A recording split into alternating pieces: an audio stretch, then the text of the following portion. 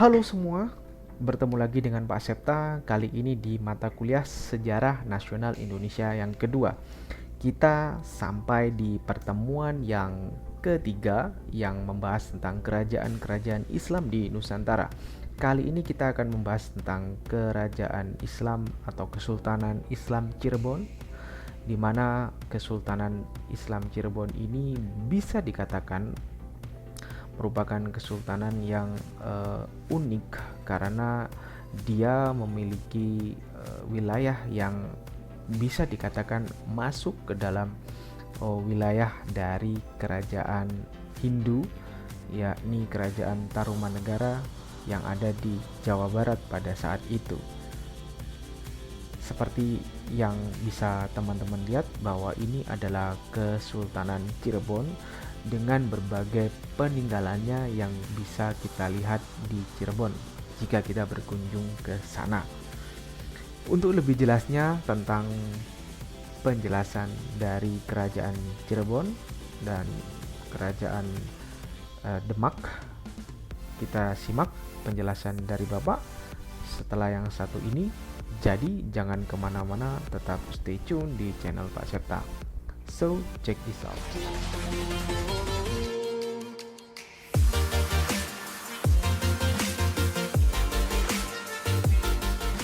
Baik, kita lanjutkan dari prolog yang sudah saya jelaskan sebelumnya. Kerajaan-kerajaan Islam di Nusantara. Halo, saya Septa Rahadian. Teman-teman dapat mengecek saya melalui site campsite.bio/septaradian_rahadian. Fase pertama, struktur kekuasaan feodal menunjukkan hierarki piramidal dengan kekuasaan puncak yang dipegang oleh suzerain. Nah, apa itu suzerain? Raja yang mempunyai hegemoni di wilayah di mana raja-raja kecil sebagai vasalnya mengakui suzerenitasnya. Jadi, suzerain itu bisa dikatakan adalah kekuasaan atau hegemoni. Kita mulai perjalanan kita yang pertama, yakni Kerajaan Demak 1518 hingga 1550.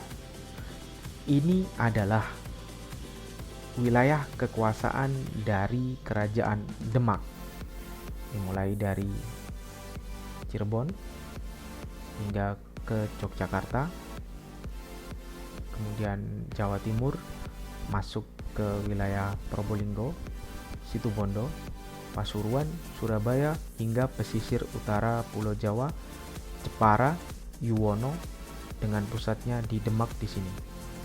Sedangkan di sebelahnya itu adalah Kerajaan Pajajaran. Juga ada Kerajaan Banten di sini dengan Sunda Kelapa di sini.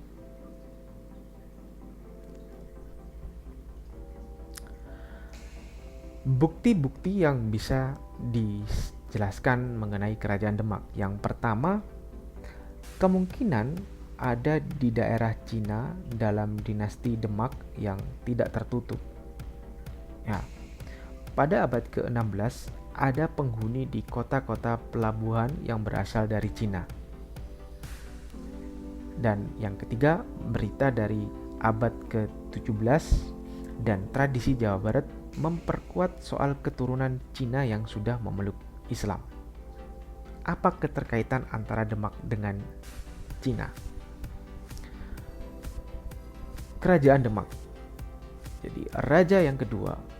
Sumber tradisional menyebutkan nama Cina yakni Chu atau Sumangsang. Sedangkan Tomepires menyebut dengan istilah Pete Rodin. Bukti-bukti. Yang pertama, pada penguasa kedua Demak sudah berdiri sendiri, bebas dari hegemoni Majapahit. Raja ketiga dalam Serat Kanda menyebutkan nama Pangeran Sabranglor yang dalam tradisi Jawa Barat disebut Sumangsang.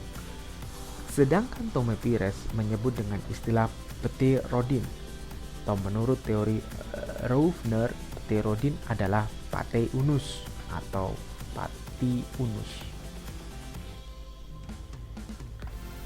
Bukti-bukti yang menunjukkan bahwa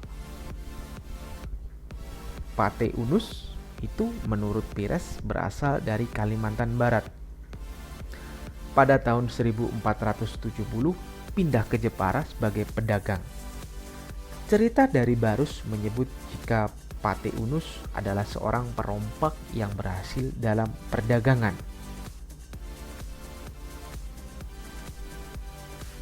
Kerajaan Cirebon. Kerajaan Cirebon bisa teman-teman lihat adalah hanya di sebagian kecil dari wilayah di Jawa Barat. Tepatnya di sini.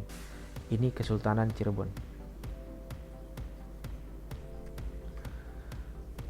Kerajaan Cirebon. Pendiri. Historiografi tradisional Jawa menjelaskan jika pendirinya adalah Sunan Gunung Jati. Sejarah Banten menyebutkan jika namanya adalah Faletehan atau Tagril. Sedangkan Tome Pires menyebutkan jika ayah dari Pate Rodinlah yang mendirikan pemukiman di Cirebon itu. Antara Cirebon dan Demak ada 3 pelabuhan pengekspor beras, yakni Losari, Tegal, dan Semarang. Wajar jika awal abad ke-16 hubungan ramai antara Demak dengan kota-kota tersebut. Jawa Barat lebih dulu memiliki hubungan dengan Jawa Timur, yakni antara pelabuhan Sunda Kelapa dan Galuh. Kita bisa lihat. Di sini pelabuhan Sunda Kelapa dan di sini adalah pelabuhan Galuh, ujung Galuh di daerah Surabaya atau Gresik ini.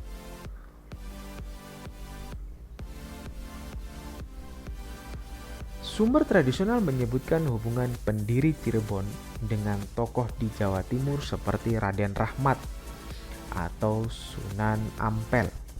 Setengahnya hubungan dengan dinasti Pasundan. Disebutkan jika raja legendaris dari Pajajaran dan Galuh, Arya Bangah, adalah saudara dari Faletehan. Masih berbicara tentang bukti-bukti dari kerajaan Cirebon. Sunan Gunung Jati atau Nurullah bertolak ke Banten dan mendirikan permukiman muslim. Sepeninggal putranya, Pangeran Pasarean, Sunan Gunung Jati pindah ke Cirebon. Pemerintah di Banten diserahkan kepada seorang putranya yang lain, yakni Hasanuddin. Nah, potret lokal dari golongan gentry, yaitu elit yang berkuasa dan lazimnya mempunyai daerah pengaruh melampaui desanya. Dalam zaman Mataram kuno, mereka bergelar Rakai atau Rakyan, dan pada zaman Mataram baru memakai gelar Ki Ageng atau Panembahan. Terima kasih. Ada pertanyaan? Silahkan kalian cantumkan pertanyaan kalian di kolom komentar.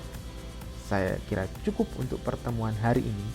Selamat pagi. Assalamualaikum warahmatullahi wabarakatuh.